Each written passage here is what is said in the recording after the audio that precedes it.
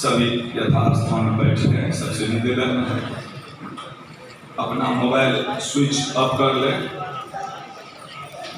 धर्म, अध्यात्म, राष्ट्र पर आपके मन में कोई शंका हो तो महाराज श्री से निवेदन करेंगे। हमारे बीच शहर के प्रशासक सीडीओ साहब आए हैं, उनसे आग्रह है भगवान नारायण पादुका पर माल्यार्पण करें सभी के तरफ से।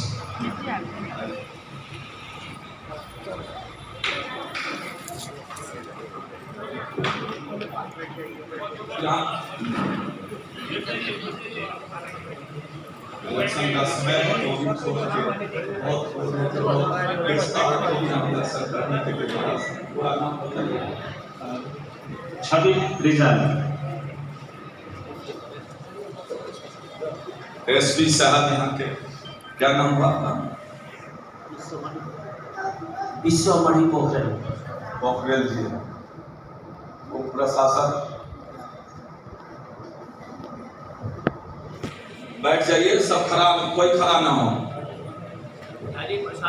मधु पोखरेल चलिए बैठ जाइए, कोई आगे नहीं आवे। सभा के बाद लीजिए।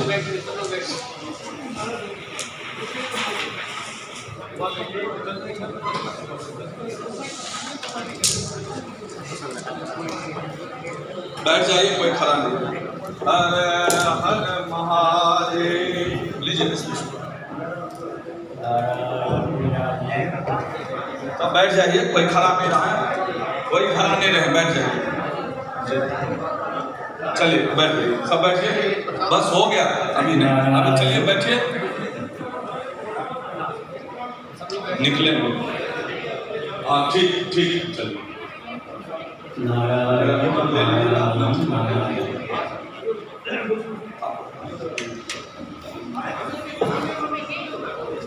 बैठ जाइए, कोई खड़ा नहीं, बैठिए।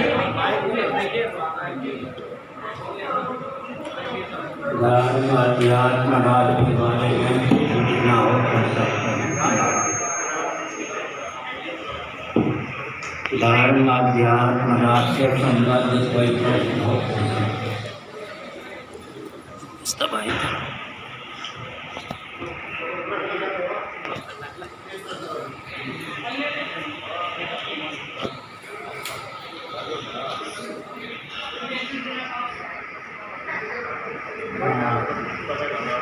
बच्चे को अपना संभाल लो। बच्चा किसका है? ये बच्चा किसका है? बच्चा संभालो। बच्चा किसका है? बच्चा नहीं। ये बच्चा किसका है?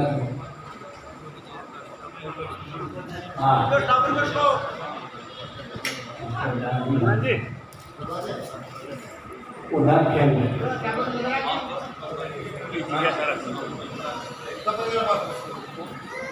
बैठिए। धर्म अध्यात्म और राष्ट्र से संबंधित कोई प्रश्न हो पूछ सकते हैं।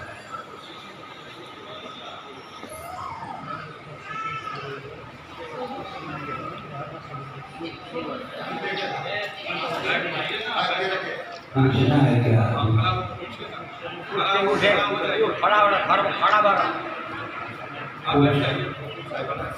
पूछना है क्या? इनको बाद में पूछेंगे। परम पूज्य श्री गुरु जी के चरणों में सत्संग नमन। मेरा नाम संगीता रवियार है और हम यही पीताम्बर के वासी हैं। और गुरु जी से मेरा एक प्रश्न और जिज्ञासा भी है कि हमारे देश नेपाल में बहुत तेजी से क्रिश्चियन धर्म वाले लोग हिंदू को जबरदस्ती क्रिश्चियन बना रहे हैं और हम लोग चाह कर भी इसको नहीं रोक पा रहे हैं और बहुत ये तेजी से धर्म परिवर्तन हो रहा है। तो हम लोग अपने सनातन धर्म को, अपने वैदिक धर्म को कैसे सुरक्षित रख सके और आने वाले दिन में भी हमारा देश नेपाल एक हिंदू राष्ट्र हो, इसके लिए गुरु जी का मार्गदर्शन हो और सत्संग नमन। ऐसा है कि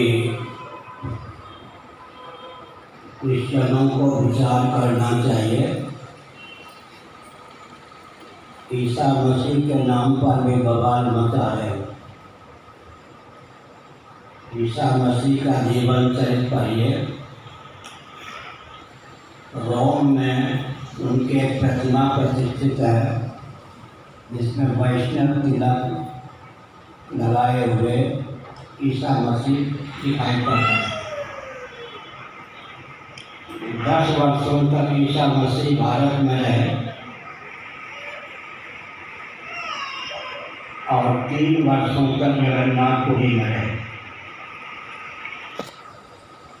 ईस्वी सन से 507 वर्ष पूर्व भगवत पाद शंकराचार्य महाभाग का आविर्भाव हुआ। यह काव्य तथ्य है, सिद्धांत है।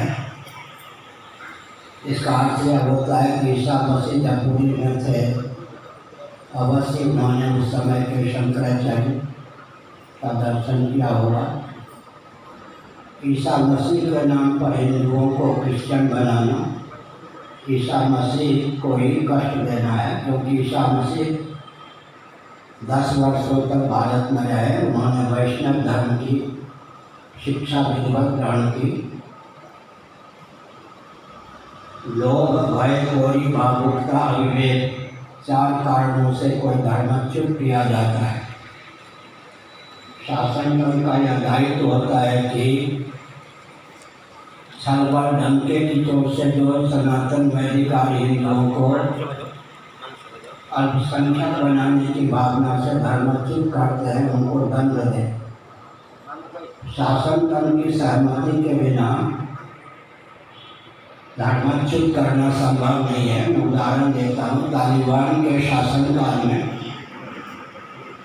4 क्रिश्चियन मुसलमानों को क्रिश्चियन बनाने के लिए घुसे। तालिबान शासन ने उन 4 को फांसी की सजा दे दी। मुख्यमंत्री, प्रधानमंत्री, गृह मंत्री, राज्यपाल, राष्ट्रपति इन सबकी सहमति के बिना हिंदुओं को धर्मच्युत करना संभव ही नहीं है। अब शासन पर गरीबी पालता है, सरकार गरीबी पालती है, उसका लाभ क्रिश्चियन तंत्र को प्राप्त होता है।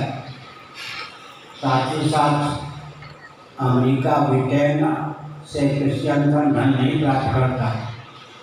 हिंदुओं के यहाँ जो समृद्ध व्यक्ति हैं उन्हीं से धन प्राप्त करके फिर हिंदुओं को ही धन के बल पर वह क्रिश्चियन बनाता है। अधिक समय तक जो बवाल उनका चलेगा नहीं। अब एक उदाहरण चल पड़ी है। इंडोनेशिया की रानी ने दलबल के सहित अपने आप को हिंदू घोषित किया या नहीं। इसी प्रकार इस जहाज के चपेट में लाखों क्रिश्चियन होंगे।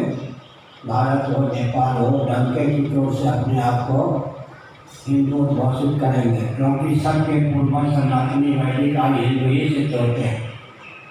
ईसा मसीह के पूर्वज कौन थे? मोहम्मद साहब के पूर्वज कौन थे? डंके की चोट से इतिहास को स्थापित करते हैं कि सबके पूर्वज का नाम सनातन वैदिक आदि हिंदू है। दर्शन, विज्ञान और व्यवहार तीनों दृष्टियों से विचार करें तो सनातन सिद्धांत को कहीं से कोई चुनौती प्राप्त नहीं है। अमेरिका के राष्ट्रपति बुश महोदय थे, उनका नाम आपने सुना होगा। उनके पिताजी भी अमेरिका के राष्ट्रपति रह चुके थे। बुश महोदय स्वयं भी एक बार अमेरिका के राष्ट्रपति रह चुके थे। दूसरी बार राष्ट्रपति पद पर प्रतिष्ठित होने वाले थे। उन्होंने अंग्रेजी में कुछ वाक्यों को बोला। हिंदी में उसका तात्पर्य होता है कि मैं जन्मजात क्रिश्चियन हूँ, बाइबल में मेरी पूर्ण आस्था है, परंतु सृष्टि विषयक जो बाइबल में जानकारी दी गई है आधुनिक विज्ञान ने उस पर पानी फेर दिया है। इतने अंशों में मैं बाइबल को नहीं मानता। भगवद गीता का जो अंश सिद्धांत बाइबल में है उसको हटा दें तो बाइबल में कुछ ग्रहण करने योग्य नहीं। सृष्टि संबंधी बाइबल की मान्यता आधुनिक विज्ञान के द्वारा निरस्त हो चुकी है। स्वयं बुश महोदय कह चुके हैं, हमने संकेत किया हमारे सिद्धांत को बौद्धों ने अपने शब्दों में गुंफित किया। तत्व पक्षपाती स्वभावोधियाम, जीव का और जीव की बुद्धि का स्वभाव होता है तथ्य का तत्व का पक्षधर होना। इसी के सम्मुख अगर हम दर्शन विज्ञान व्यवहार में सामंजस्य आकर कोई तथ्य प्रकाशित करते हैं, उसका हृदय उसे स्वीकार करने के लिए बाध्य होता है, प्रेरित भी होता है। अधिक समय तक क्रिश्चियनों का यह बवाल नहीं चलेगा, चाहे भारत का शासन तंत्र हो, चाहे नेपाल का शासन तंत्र हो।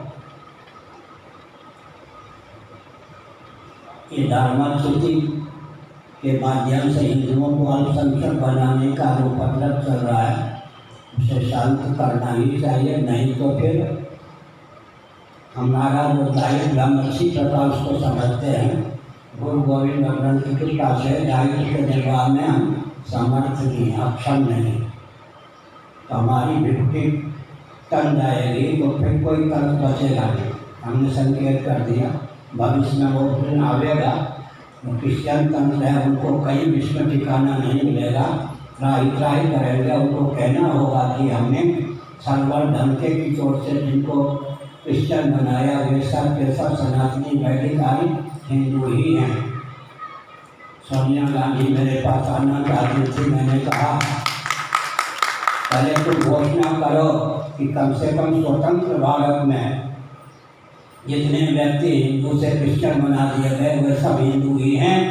इतना दम थम हो, घोषणा करो कि मेरे पास आओ। नहीं, उन्होंने साथ नहीं जुटाया, नहीं आ पाई। हमने संकेत किया कि दर्शन के दृष्टि से, विज्ञान के दृष्टि से, व्यवहार के दृष्टि से सनातन सिद्धांतों को चुनौती नहीं सकता है।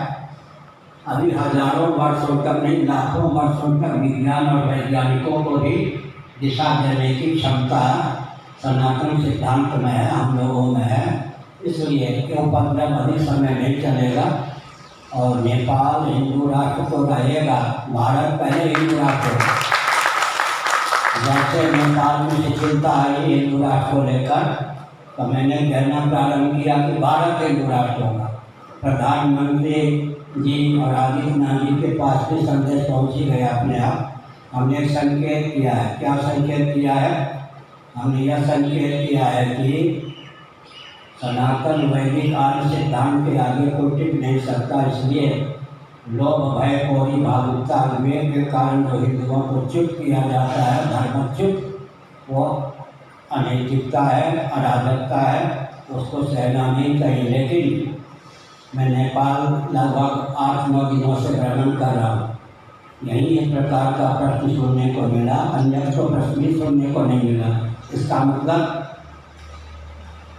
नेपाल के एक संत वृंदावन चले गए, उन दिनों में वृंदावन में था, नाम में भूल गया, मेरे पास भी रहे बहुत समय तक, अब कहाँ है पता नहीं। वो भूखे थे, भाषा की भी कठिनाई थी। उन्होंने देखा गधा होता है ना, खच्चर होते हैं ना, उस पर कुल्लर आदि मिट्टी के जो बर्तन होते हैं,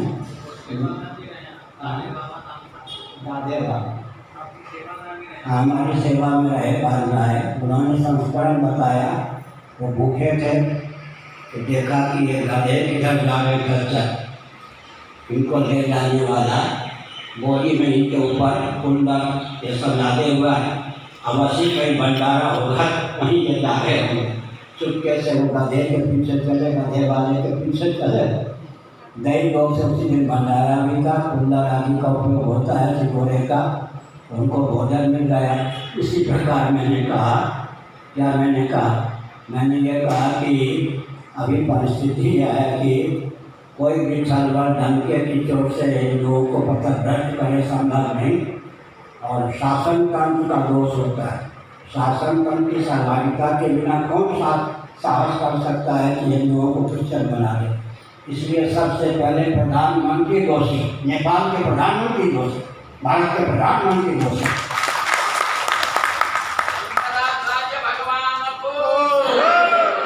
मेरी बात पूरे विश्व में गूंजती है। विश्व में 204 देश हैं, भारत हो या नेपाल, अगर सनातन वैदिक काल हिंदुओं को क्रिश्चियन बनाया जाता है, प्रधानमंत्री दोषी हैं, उनको अपने दोष को समझ करके दूर करना चाहिए। और जितने हिंदू क्रिश्चियन बना दिए गए उनसे हमारा अनुरोध है, मैं एक उदाहरण दूंगा, आंखें खुल जाएंगी, वो पुनः अपने आप को डंके की चोट से हिंदू घोषित करें। टेरेसा का नाम आपने सुना होगा, और जंतर मंतर दिल्ली में है, जहाँ किसी को कुछ मांग मांगनी होती है सरकार से, वहाँ जाकर वो कुछ बोलते हैं। टेरेसा जी के शासनकाल में एक घटना घटी। दलित क्रिश्चियनों ने वहाँ पर धरना देकर कहा कि हमको आरक्षण मिलना चाहिए, हमारी गरीबी दूर करनी चाहिए। उस समय मैंने टिप्पणी की, हिंदुओं को क्रिश्चियन बनाया गया, क्रिश्चियन शब्द के पहले दलित रखा गया।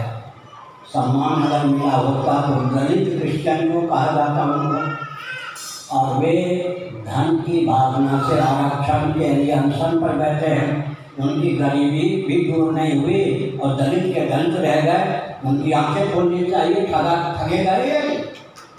तेरी शादियों को ठगा या नहीं? तेरी शादी की चेली निर्मला जीवित दाए बन गए, समाज हो गए। निर्मला ब्राह्मण घर की थी, नेपाल परंपरा की थी, ध्यान हो या ना हो, कलकत्ता में रहती थी। 17 साल की अवस्था में विधवा हो गई थी और आसपास के व्यक्तियों ने उसके कष्ट का निवारण नहीं किया। परिस्थिति वक्त क्रिश्चियन बन गई। ने नेपाल की थी, मुझे मालूम है, मैंने अपना व्यक्ति भेजा था, 2 घंटे उससे बातचीत की थी। हमारे व्यक्ति ने अपनी शादी का था, उसने कहा मैं ब्राह्मण घर की हूँ। मैंने संदेश दिलवाया कि तुम्हारे जीवन काल में और तुम्हारे जो भी उत्तराधिकारी हों, एक भी हिंदू को क्रिश्चियन बनाने का प्रयास न करे। उसने हमारी बात मान ली। टेरेसा जी की योजना उन्हीं के साथ समाप्त हो गई। और कोई